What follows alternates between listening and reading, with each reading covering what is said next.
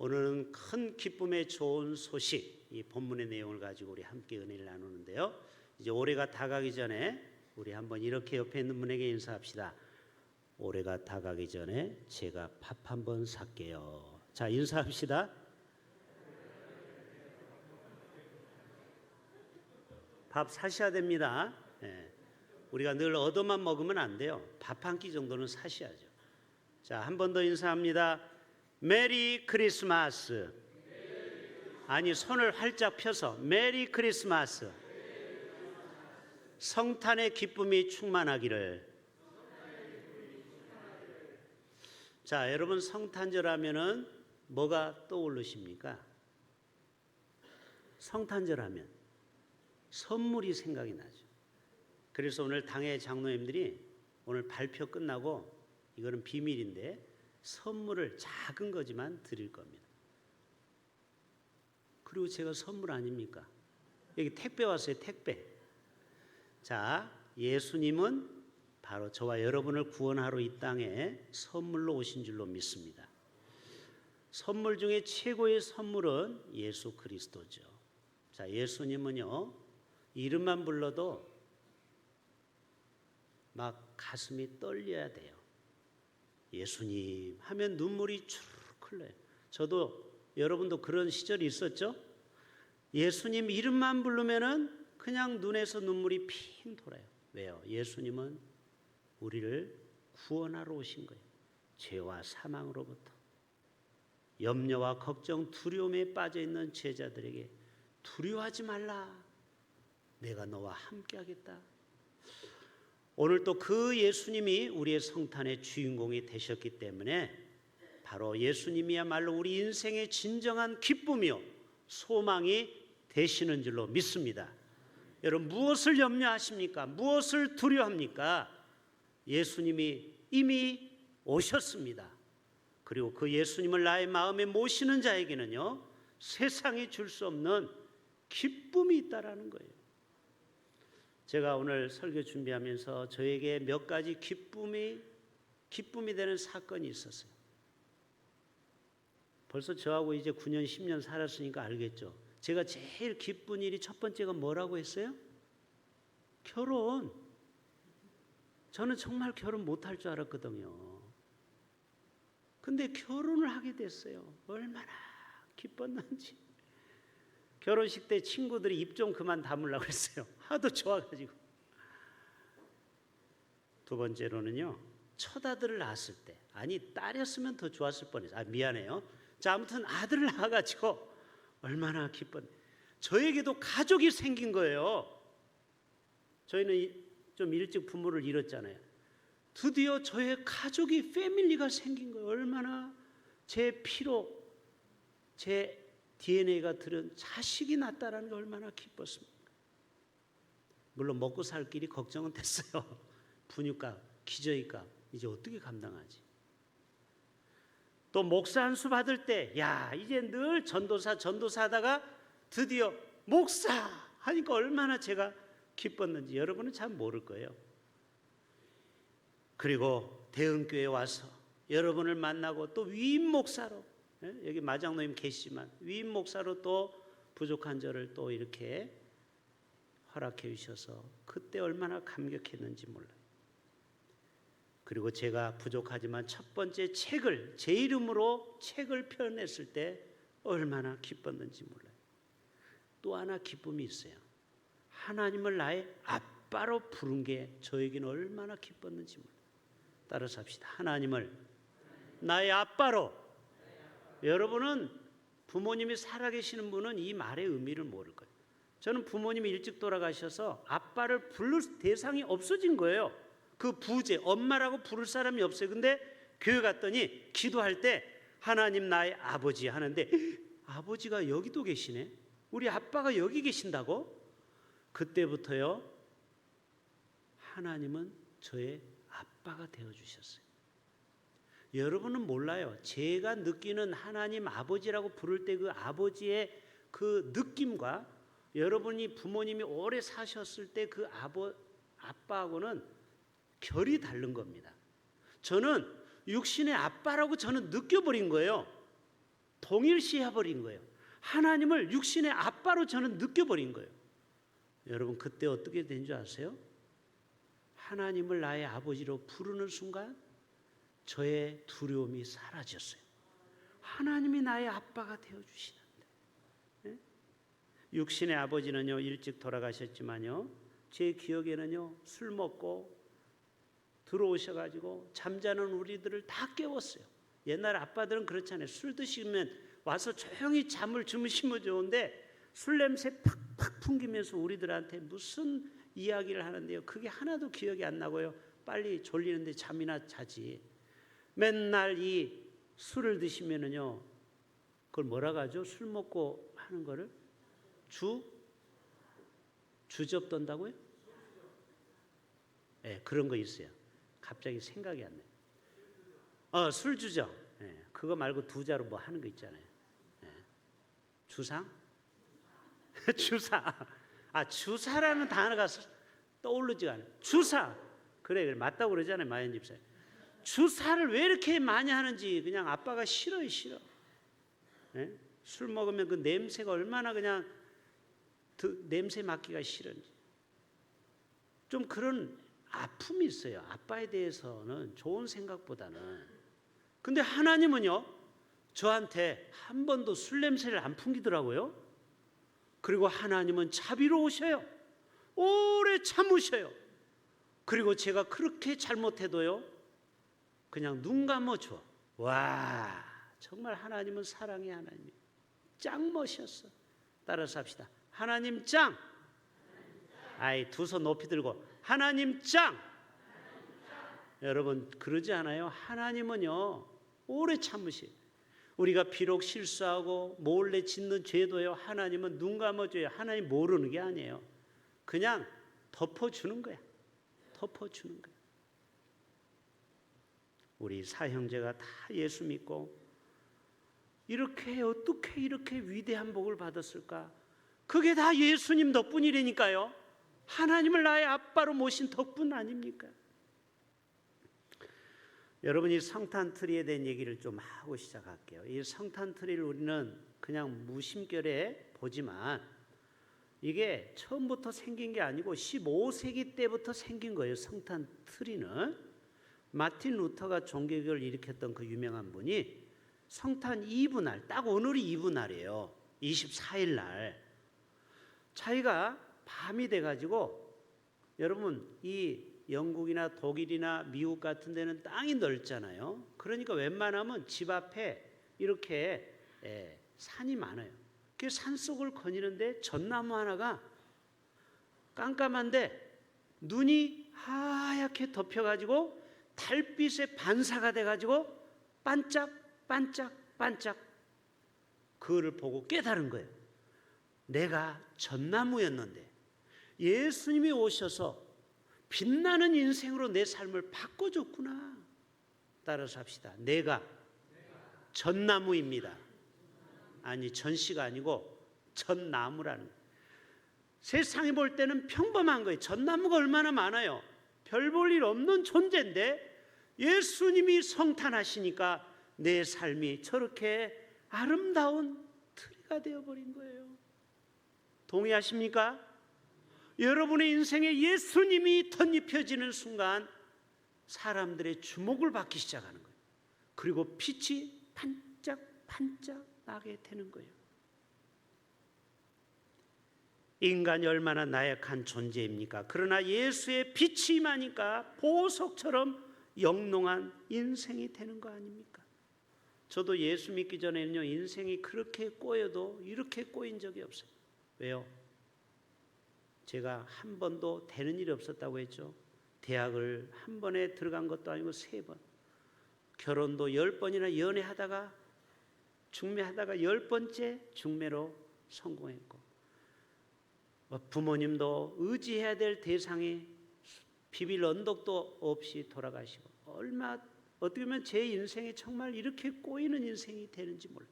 그런데 예수 믿고 제가 우리 가정이 구원을 받게 되고 온 가족이 예수의 빛이 임하니까 우리의 가정에 놀라운 빛난 인생을 살게 되었다는 것입니다. 오늘의 주제는 바로 기뻐하다라는 거예요. 리조이스. 오늘 우리가 읽었죠. 큰 기쁨의 좋은 소식. 예수님의 이 땅에 탄생하심은요, 이 세상이 줄 수 없는 기쁨을 예수님은 우리에게 선물로 주셨어요. 물어볼게요. 여러분, 정치권에서 뭐 기쁜 소식이 들려오던가요? 세상의 경제 뉴스가 우리를 기쁘게 하던가요?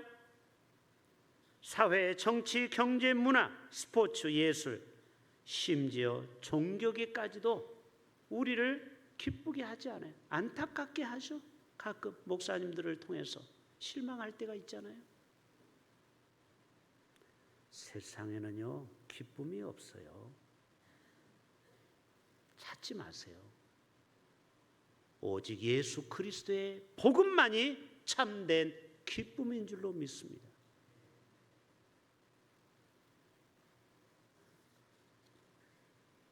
왜 예수님이 이 땅에 탄생하셨습니까? 바로 죄와 죽음과 사망에서 우리를 구원하시고 질병과 고통에 있는 우리를 구원하시려고 이 땅에 오신 것입니다. 특별히 오늘 온 백성에게 미친다. 이 기쁨이 온 백성에게 미친다. For all the people, 모든 백성, 인종을 초월해서 흑인이나 껌둥이나 같은 말이에요. 백인이나 누렁이나 황인종이나 남자나 여자나 공산국가나 민주주의 국가나 어디서나 하나님은 차별하지 않고 기쁨을 주기를 원해요. 최근 북한에서요, 충격적인 뉴스가 왔는데요. 저는 북한에 대해서 관심이 많아요. 왜? 저희 아버님이 북한에서 내려오셨기 때문에 실향민. 그런데 최근에 북한에서 우리나라 드라마를 보다가 걸렸대요. 아니 그까짓 거 드라마 하나 보는 게 뭐가 대수입니까? 근데 잡혀가지고 어떻게 된 줄 아세요? 다 총살당했어요. 총살. 여러분, 북한을 위해서 기도해야 됩니다. 얼마나 인권이, 세계에서 가장 인권이 취약한 나라가 북한이에요. 노스코리아. 아니 세상에 이웃나라 드라마 한번 봤다고 세상에 그거 잡아가지고 가서 총을 쏴 죽여버려요. 이런 나라가 저 북한입니다. 왜요? 동조할까 봐. 그렇죠? 우리나라가 30배가 잘 사는 거 알죠? 지금 게임이 안 되는 거예요. 전쟁을 해도요, 저렇게 뻥을 치지만요, 저기는 다 구닥다리 무기고요, 우리는 최첨단의 무기고, 전쟁을 해도요, 미국이 한미 연합으로 하면요, 게임도 안 돼요. 저 북한은 그냥 조용히 소리 없이 지구에서 소멸될 수 있어요. 문제는 저 중국과 러시아가 도와주기 때문에 문제죠. 쟤네들 혼자 가지고는 우리하고 한미 동맹에서는요, 게임이 안 됩니다. 아무튼 저 지구상의 마지막 분단 국가인 이 대한민국, 남과 북에서도 저 북한에서도 이 성탄의 기쁨이 넘쳐나야 될 줄로 믿습니다. 그런데 여러분, 성탄절에도 북한에서 특식이 나오는 거 아십니까? 예수님 때문에 나오는 게 아니고 김성애라고 있어요. 그렇죠? 김일성을 낳은 엄마 김성애 집사가 생일이 25일입니다. 그래서 북한에도 성탄절에 특식이 나오는 거예요. 예수님 때문에 나오는 게 아니고 김일성을 낳은 그 엄마 김성애, 백두산 혈통, 그분은 집사님인 거 아시죠? 원래 김일성도 교회 집사였어요. 여러분, 이 직분이 중요한 게 아니라는 걸 알아야 돼요. 우리와 똑같은 예수 믿는 사람인데 어떻게 괴물로 바뀌었을까요? 이게 여러분, 사단이 역사하면 그렇게 되는 거예요. 공산주의에 완전히 앞잡이가 되어버렸잖아요. 여러분, 천사가 이르되 무서워하지 말라. 10절 11절에 보라, 내가 온 백성에게 미칠 큰 기쁨의 좋은 소식을 너희에게 전한다. 오늘 다윗의 동네에 너희를 위하여 구주가 나셨다. 세이비어, 구원자가 나셨다라는, 바로 예수님은 높고 높은 하늘 보좌를 버리시고 구세주로 이 땅에 오셨습니다. 예수님은 우리를 구원하시기 위해 2000년 전 베들레헴의 육신의 인간의 모습으로 이 땅에 오셨어요. 두 가지만 말씀드릴게요. 예수님이 오심으로 우리에게 어떤 축복이 있었느냐? 따라서 합시다. 죄와 사망에서 건져주셨다. 여러분, 우리의 죄 문제는요, 우리가 도저히 이 땅에서 우리 죄를 끊을 수가 없어요. 특별히 마약은요, 호기심으로 젊은 아이들이 한번 이 손을 대면요, 인생이 끝나는 것입니다. 이 마약을 전문가들 얘기로는요, 마약을 끊은 사람들의 모임이 있어요. 목사가 됐어요, 마약쟁이가. 근데 이 목사님이 자기 경험담을 얘기하는 거예요. 자기가 어느 날 20년 동안 마약을 하다가 끊고 예수 믿고 목사가 됐는데도 지금도 누가 마약을 가지고 있다, 가면 구할 수 있다, 이런 정보를 듣는 순간 몸이 기억하고 있다라는 거예요. 이 죄가 그만큼 무서워요. 그래가지고 오줌을 싼대요. 오줌을 질린대요. 왜요? 흥분이 돼가지고 20년 동안 마약을 위해서 처절하게 싸워서 이제는 목사가 되었는데도 지금도 이 몸은 기억하고 있는 거예요.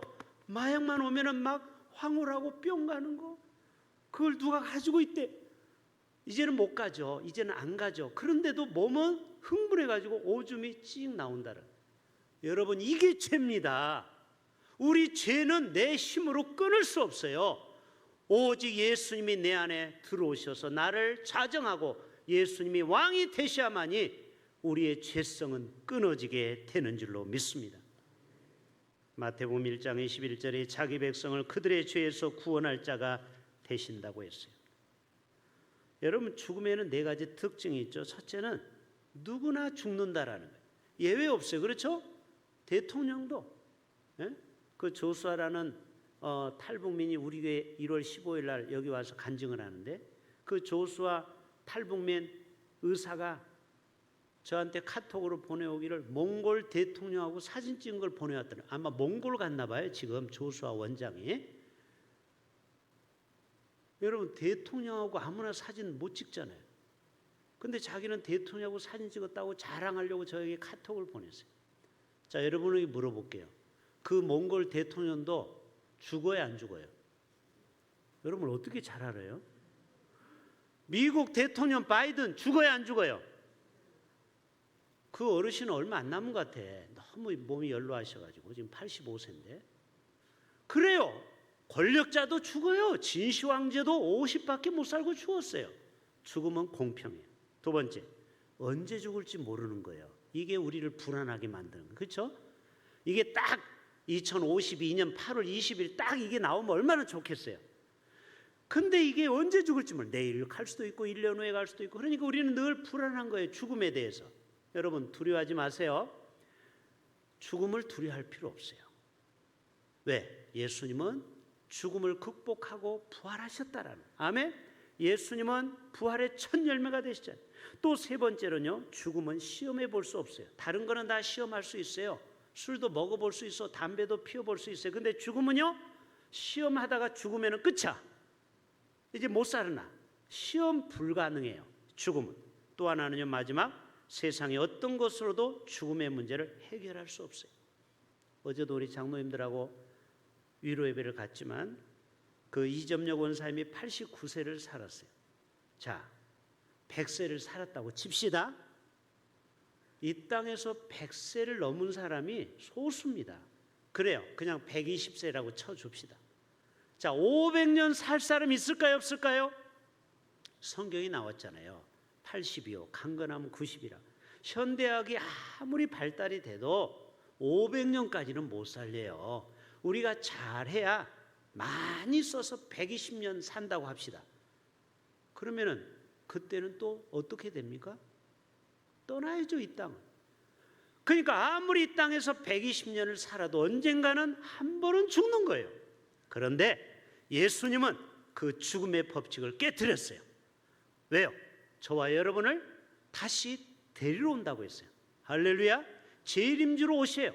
저와 여러분을 영원한 천국으로 처소로 인도해 주신다라는, 사도 바울이 말하고 있죠. 사망은 너에 이기는 것이 어디 있느냐, 사망은 너에 쏘는 것이 어디 있느냐. 사망에 쏘는 것은 죄 때문에 우리가 죽는 거예요. 죄의 권능은 율법이야. 우리 주 예수 그리스도로 말미암아 우리에게 이김을 주시는 하나님께 감사하노라. 마지막 두 번째, 왜 우리가 구세주에게 감사해야 됩니까? 바로 염려와 걱정, 근심, 불안으로부터 우리를 건져주시는 분이 바로 예수님이에요. 여러분, 이 땅에 살아가는 동안 물질의 어려움, 또 건강으로부터의 어려움 다 가지고 있습니다. 얼마 전에 강원도 정선 덕천교회에서 목회하는 최기수 목사님이 CBS 새롭게 9서에 간증을 했어요. 이분은 30세까지 대우조선에서, 그때만 해도 30년 전에 대우조선에 다니면은요 대기업에 다니는 거예요. 그리고 이 한 사람 때문에 가족이 다 먹고 살아요.